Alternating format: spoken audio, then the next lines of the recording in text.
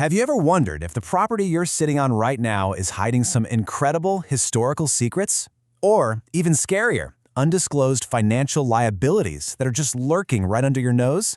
Well, uncovering public property records can reveal some absolutely fascinating ownership history, and it can save you serious money if you're looking to invest.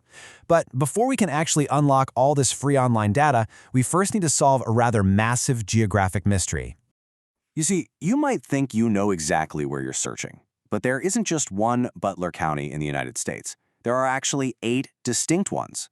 And because land management in the U.S. is completely decentralized, this means you could easily waste hours searching for a property in the entirely wrong jurisdiction if you don't know exactly where to start looking.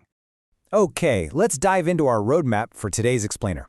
First, we'll sort out the Butler County confusion, then decode the property records themselves. After that, we'll navigate the right websites, actually run a free search, figure out how to use the data we find, and finally, go over the limits and legalities of it all.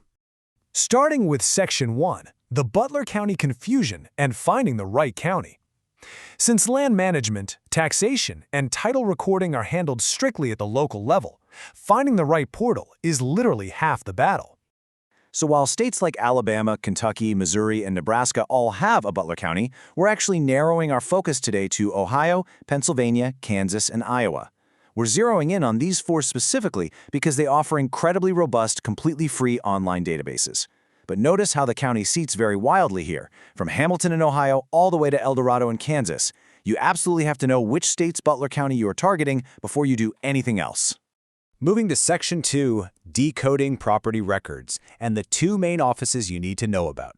Before we start blindly typing names into a search bar, we really need to understand the fundamental difference between the specific offices handling real estate data. Basically, you're going to encounter a distinct divide pretty much everywhere you look. On one side, you have the auditor or the assessor. You go to their portal for property taxes, mass valuations, and those physical GIS maps.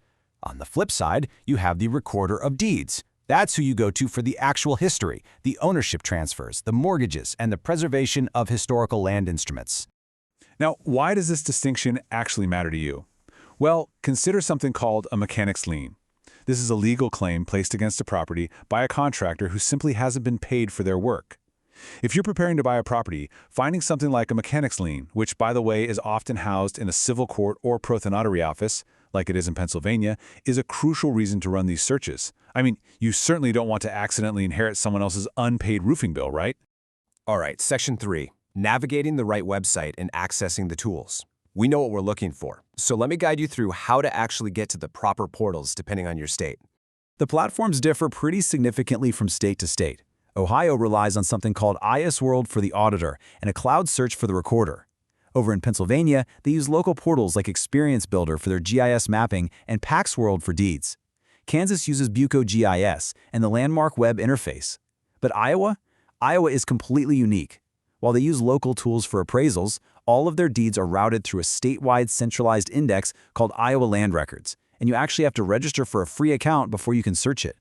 Section 4, running a free search and understanding database rules. The real secret to pulling these records quickly and without pulling your hair out lies in knowing the very specific search engine rules for these older platforms. So here are the exact steps for the best possible query. First, input the last name first, like Smith John, and no commas. Second, enter the street name only. Look, this is a huge beginner trap. If you add a suffix like street, avenue, or road, it will almost always break the search system and give you 0 results. Just type the number and the core name. Finally, utilize wildcards for partial matches. Speaking of wildcards, what's really interesting is Ohio's specific wildcard feature. By using a simple asterisk, you can command the database to fill in the blanks for you. For example, if you input B*OW, it returns Brown or Barlow. It literally makes finding difficult, hyphenated, or misspelled names a total breeze. And if you only know part of a street address, just input *any and it'll pull up all addresses containing the word any. It is a massive time saver. Which brings us to Section 5, using the data and analyzing the goldmine. You've run the search, you've found the property, so let's dig into the incredible information we've just uncovered. The sheer volume of data available at your fingertips here is just staggering. You can track the complete ownership history and confirm the current title. You can check the assessed values to see exactly what the county thinks a home is worth, along with current tax distributions. You can even check to see if a previous owner actually pulled proper building permits for that new kitchen addition. And the historical applications? Amazing. In Butler County, Kansas, you can access historical aerial imagery dating all the way back to 1991 to visually track exactly how a property has developed over the decades. Now, the absolutely crucial point here is knowing what's free versus what's going to cost you money, so you never get scammed by those third-party aggregator sites.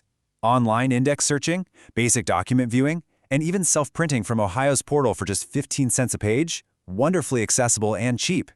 However, if you need certified legal copies with official seals, staff-assisted physical archive pulls at $2 a page, or massive data sets like Pennsylvania's $10,000 spatial shapefile bundle, well, that's when you're going to need to open your wallet. Moving on to Section 6, Limits and Legalities. Because with great public information comes great responsibility, and a few legal hurdles you really need to be aware of. If you are a real estate investor or a marketer, you need to pay very close attention to this. Under Kansas open records law, it is strictly illegal to use names and addresses retrieved from these public records to spam people with commercial solicitation. Violating this law can result in civil penalties of up to $500 per violation, and you can even get reported directly to the district attorney, so tread carefully. Another common issue you might run into is simply assuming all this database information is perfectly real-time. Take a look at Iowa, for example. Their property valuation assessments suffer from an 18-month delay due to state rollback provisions managed by the Department of Revenue. This kind of lag is exactly why you always have to verify the data you pull. It might not be an immediate, real-time snapshot of the property's current status. And that perfectly tees up our mandatory legal disclaimer. This explainer provides educational content only and absolutely does not serve as legal advice. It's incredibly important to note that free county GIS maps, like those beautiful spatial maps in Pennsylvania we mentioned, are strictly for tax assessment purposes. They cannot and do not replace a professional legal boundary survey. If you're having a property line dispute with your neighbor, pointing to a free county map is simply not going to hold up in court. Which leaves us with one final exciting question for you. What secrets is your property hiding? I highly encourage you to go use these free tools today and see what you can uncover about your own home.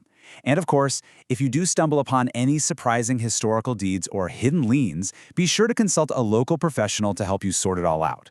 Happy searching, and thanks so much for joining me for this explainer.